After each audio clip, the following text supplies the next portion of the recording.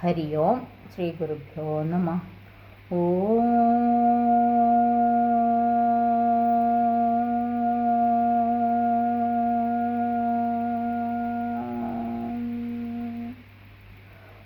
ശ്രീ ഗണേശായ നമഃ. ഓം ശ്രീ സരസ്വത്യേ നമഃ. ഓം ശ്രീ ഗുരുഭ്യോ നമഃ. സദാശിവസമാരംഭാം ശങ്കരാചാര്യമധ്യമാം അസ്മദാചാര്യപര്യന്താം വന്ദേ ഗുരുപരമ്പരാ. ഓം ശ്രീ മഹാത്രിപുരസുന്ദര്യേ നമഃ. സൗന്ദര്യലഹരി. എല്ലാവർക്കും ഭഗവതിയുടെ അനുഗ്രഹം ഉണ്ടാവണേന്ന് പ്രാർത്ഥിച്ചുകൊണ്ട് മംഗളാചരണം. സൗന്ദര്യലഹരി കർത്രേ സർവമംഗളദായിനേ ശങ്കരാചാര്യവര്യായ യതിരാജായ തേ നമഃ.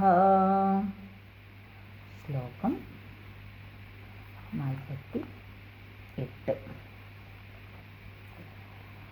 അഹസ്സൂതേ സവ്യം തവ നയനമർക്കാത്മകതയാ ത്രിയാമാം വാമം തേ സൃജതി രജനീനായകതയാ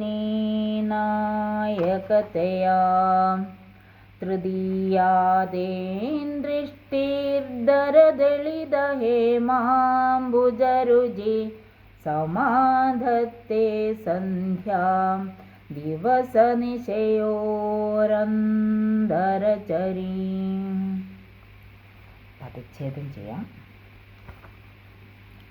അഹഹ അഹ സൂതേ സവ്യം തവ നയനം അർക്കാത്മകതയാ ത്രിയാമാം വാമം തേ സൃജതി രജനീനായകതയാ തൃതീയാ തേ ദൃഷ്ടിഃ ദരദളിതഹേമാംബുജരുചിഃ സമാധത്തെ സന്ധ്യാം ദിവസനിശയോഃ അന്തരചരീം. പദാർത്ഥം.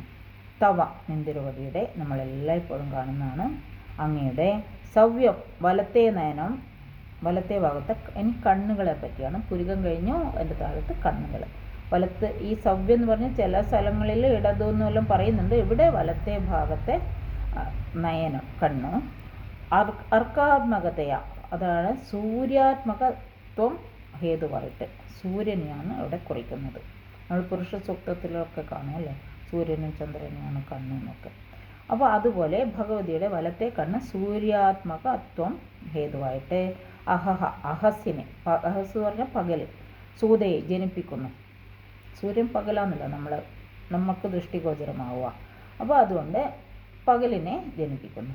തേ അങ്ങയുടെ വാമം ഇടത്തെ ഭാഗത്തെ നയനം തൃക്കണ്ണ് രജനീനായകതയാ ഇടത്തെ നയനം രജനീനായകതയാ ചന്ദ്രസ്വരൂപമായതിനാൽ ത്രിയാമാം രാത്രിയെ സൃഷ്ടിക്കുന്നു. ചന്ദ്രൻ രാത്രിയാണല്ലോ നമ്മൾക്ക് പ്രകാശിച്ച് കാണിക്കുന്നത്.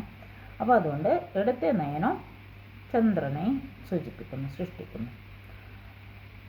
ദരദളിത ഹേമാംബുജരുചിഃ അല്പം വിടർന്ന പൊൻതാമര പൂവിൻ്റെ കാന്തിയുള്ളതായ അല്പം വിടർന്നതാണ് തേ അങ്ങയുടെ തൃതീയ മൂന്നാമത്തേതായ ദൃഷ്ടി. പരമശിവനെ പോലെ ദേവിക്കും തൃക്കണ്ണുണ്ട് എന്നാണ് പറയുന്നത്. മൂന്നാമത്തേതായ തൃക്കണ്ണ് ദിവസനിശയോഹോ അഹോരാത്രങ്ങളുടെ അന്തരചരി മധ്യത്തിൽ വ്യാപിക്കുന്നതായ സന്ധ്യാകാലത്തെ സമാധത്തെ ഉണ്ടാക്കുന്നു.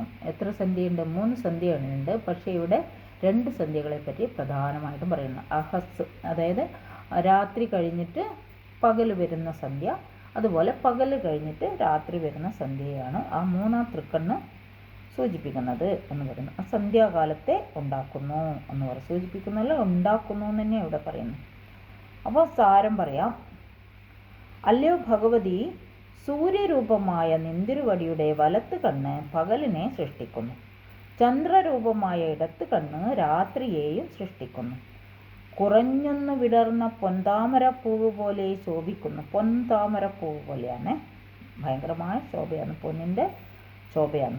കുറഞ്ഞൊന്നു വിടർന്ന പൊൻതാമരപ്പൂവ് പോലെ ശോഭിക്കുന്ന നിന്തിരുവടിയുടെ മൂന്നാം തൃക്കണ്ണ് അഹോരാത്രങ്ങളുടെ ഇടയിൽ സഞ്ചരിക്കുന്ന സന്ധ്യാകാലത്തെയും സൃഷ്ടിക്കുന്നു. അഹോരാത്രം എന്ന് പറഞ്ഞാൽ പകലും രാത്രിയുടെ ഇടയിൽ കാണിക്കുന്ന സന്ധ്യാകാലത്തെ സൂചിപ്പിക്കുന്നു. രാവിലെ ഉണ്ട് ഒരു സന്ധ്യ, വൈകുന്നേരം ഉണ്ട് ഒരു സന്ധ്യ. അപ്പോൾ അങ്ങനെ ആ സന്ധ്യാകാലത്തെ സൂചിപ്പിക്കുന്നു. കാരണം വൈകുന്നേരത്തെ സൂര്യനെ കാണുമ്പോൾ നല്ല എന്താ പറയേണ്ട ഒരു പ്രത്യേകതയുണ്ട്. രാവിലത്തെ സൂര്യനെ കാണുമ്പോൾ ഉണ്ട്. അപ്പോൾ ആ പുലർന്നു വരുന്നതും അസ്തമിക്കുന്ന സമയത്തിൻ്റെ ആ സന്ധ്യാകാലത്തെയാണ് മൂന്നാം തൃക്കണ്ണ് സൃഷ്ടിക്കുന്നത്. മൂന്നാം തൃക്കണ്ണ് അഗ്നിസ്വരൂപമായതുകൊണ്ടാണ് പൊൻതാമരപ്പൂവിൻ്റെ ശോഭയോട് കൂടിയത് എന്ന് എടുത്തു പറഞ്ഞിരിക്കുന്നത്.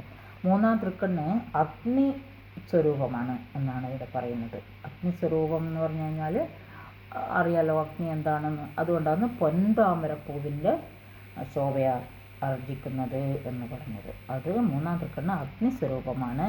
ഒന്ന് സൂര്യസ്വരൂപം, ഒന്ന് ചന്ദ്രസ്വരൂപം, ഒന്ന് അഗ്നിസ്വരൂപം.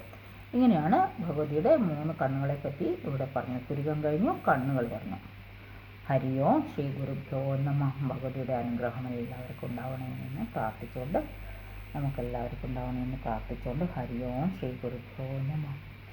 ഓം കായേന വാചാ മനസേന്ദ്രിയർവ്യാം ബുദ്ധ്യാത്മനാ വാം പ്രകൃതിം സ്വഭാവാത് കരോമി അദ്യ സകലം പരസ്മൈ നാരായണായേതി സമർപ്പയാമി.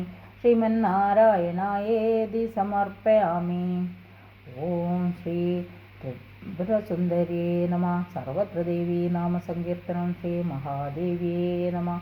മഹാദേവ്യേതി സമർപ്പയാമി. ഹരി ഓം ശ്രീ ഗുരുഭ്യോ നമഃ. ഹരി ഓം.